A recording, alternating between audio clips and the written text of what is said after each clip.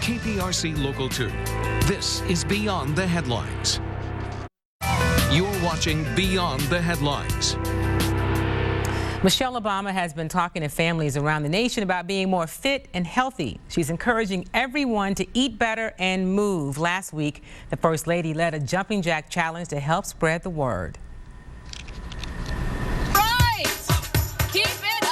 And you look pretty excited being the jumper-in-chief out there. Oh, I love it. I love it. Anything, you know, my motto is anything I can get to do to get kids and families enthusiastic about movement and nutrition, I will do. I have no shame when it comes to exercise. Now, are jumping jacks your exercise of choice? You know, I do everything. I mean, jumping jacks, squats, lunges, you know, jump lunges, you name it. I have a trainer who's a little crazy, so we do a little bit of everything, a little boxing. So we mix it up because, as you know, if you get bored with it, you don't stick to it. So we mix it up. Does the president have to worry about the boxing part? You know, sometimes when he sees me punching, he kind of thinks, I hope I don't make her too mad. No, Wow, of course not. Of course not. Well, since you launched Let's Move, what effects have you seen? What's been happening since you launched this initiative? Well, one of the things that I'm most proud about is seeing so many different sectors coming together on this issue. I mean, what we know in our country is that we do care about our kids. Parents care about their kids. We want our kids to be healthy, and everyone has stepped up. We just had a story about in Denmark. They're planning on instituting like a quote fat tax. You know, foods that are either high in sugar, high in fat.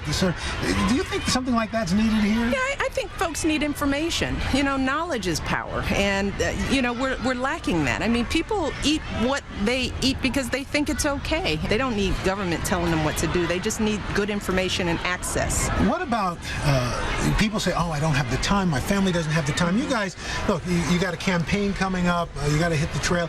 How do you work those things in when you're traveling like that? You know, it's prioritization. I mean, I work out as much as I can when I can, because when you're on the road, you can't always count on it.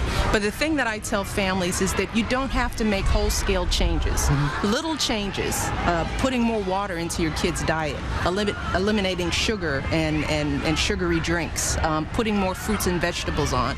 Exercise is jumping out in the lawn. I mean, I got to work out with those hugs with those kids. When the First Lady launched this initiative in February of 2010, she said this: the physical and emotional health of an entire generation and the economic health and security of our nation is at stake. Sounds kind of like a revolution, and that's something that my next guest has been talking about. Samir Becic is the president and CEO of Resnick Fitness and the founder of his very own fitness revolution, and joins me today. I know you are very passionate, Samir, about health and fitness, but really because you think it should start at the top, that everybody should be talking about us being more fit and healthy, because it has to do with, as the First Lady even said, the security of our nation. I definitely agree with that, and one of my statements were always, China is right now the fittest nation in the world, and economic growth is really enormous, and America is right now one of the fattest nations in the world, with 31% people being obese, and we have financial difficulties right now.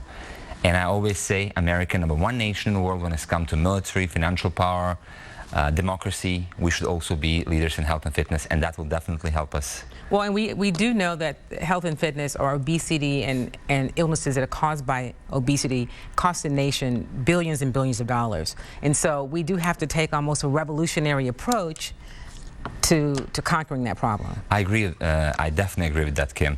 I started Health and Fitness Revolution by Samir Becic. It's a movement that is trying to implement a healthy lifestyle to American society.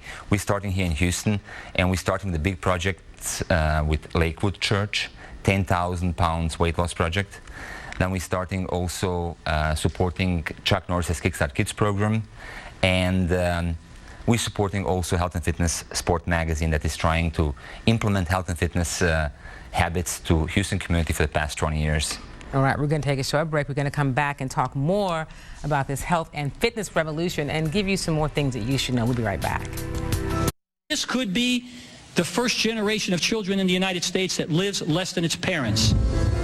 I got 2 pills I take for my diabetes, then I got 1 for cholesterol, high blood pressure, and then I take Byetta, which is an injectable. I'm getting really shaky, and I'm sick and I'm fatigued, and that's when they diagnosed me with hypertension and diabetes. Obesity, diabetes, heart disease, high blood pressure cost this country more than $120 billion each year. People are saying, you're crazy. You're a cancer patient. You should be resting. Doctors told me this. When I had the second heart attack, the doctor said I should prepare for death. Heart disease is an absolutely toothless paper tiger that need never, ever exist. People who were raised in Japan, the Philippines, Korea, China, never had heart disease, prostate cancer, colon cancer, breast cancer, rheumatoid arthritis, multiple sclerosis. This is the atlas of cancer mortality in China. Virtually, the Western diet was non-existent. They had no animal products. They had no dairy, no meat. We learned that we could turn on and turn off cancer growth just by adjusting the level of intake of that protein. I knew at that point what caused most diseases. Our national authorities are simply excluding this concept in order to protect the status quo. With the Western diet, there are going to be 500,000 people in this country this year who will have to have the front half of their body divided, their heart exposed. Some people would call that extreme. I know of nothing else in medicine that can come close to what a plant-based diet can do. If you go through life thinking that what happens to you from a health perspective is based on your genes, you're a helpless victim. I've reversed the diabetes. The diabetes is not coming back. I just can't understand what it's done to change my life. Diet is so much more important than anybody ever thought.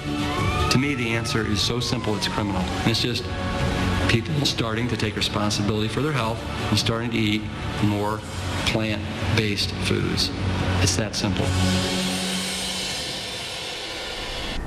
Forks Over Knives is a documentary that when I saw it was just really very powerful. So we know that food is a huge piece to how healthy we are, but the other part is we have to get moving. We have to be more fit. Of course, physical fitness is one of the main components to the healthy lifestyle, including also nutrition as well. I read an article about Steve Jobs, the CEO of Apple, who just died a couple of days ago, that he said one of the 2-3 main things that help him to be successful is taking illegal drugs. And I was like, it was very interesting for me to hear that, because while you're working out, your body produces the humanly strongest possible drugs, meaning natural drugs. While you're working out, your endorphins, your serotonin are increasing, so you feel unbelievable. So people actually working out and eating proper, it's like taking drugs every single day. You feel great. So let me just be clear that we're not suggesting that people take drugs, No, but we are saying that the adrenaline rush, that you can get that from exercise because it produces something in your body. So I want to make sure that I clear that up before anybody calls. I'm sorry to say that, but one of the reasons why I mentioned that is exercise is much easier to do than illegal drugs. You're not going to go to prison. And we're creating society of healthy children, more productive children, instead of society of prisoners and drug abusers. So this health and fitness revolution, tell me why you call it a revolution. Is it because it's something that needs to be jolted and really needs to be jump-started? Yes, because we don't have a time for evolution. We don't have a time for Charles Darwin right now. We have a time right now for the drastic steps to conquer obesity. Now, how can we do that? By introducing health and fitness back to general population, by making it more fun.